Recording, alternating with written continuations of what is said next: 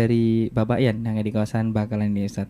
Ustaz saya mau tanya, bagaimana Ustaz hukumnya kita sholat di atas kasur Ustaz? Hukum sholat di atas kasur. Nah, sebenarnya ada beberapa hal yang ada kesalahan dalam pemahaman di sini.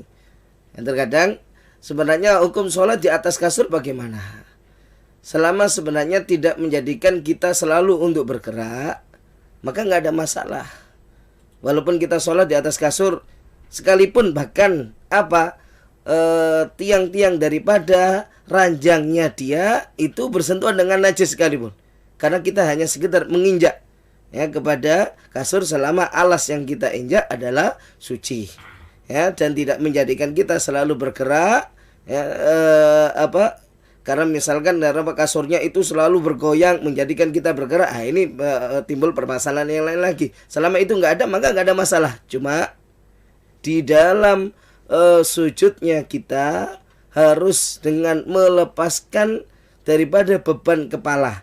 Artinya beban kepala itu bukan ditahan, tapi harus ada lepas, harus ada tahamul ya, dalam tekanan dengan beban kepala yang sekiranya seandainya itu diletakkan di atas satu kapas pasti akan kempis. Nah ini ya menjadi persyaratan. Ya, menjadi persyaratan. Adapun yang dimaksudkan di dalam syarat sah salat, Allah yataharrak biharakati, Allah yasjuda ala syai'in yataharrak biharakati. Tidak bersujud kepada sesuatu yang bergerak dengan gerakan dia dalam salat.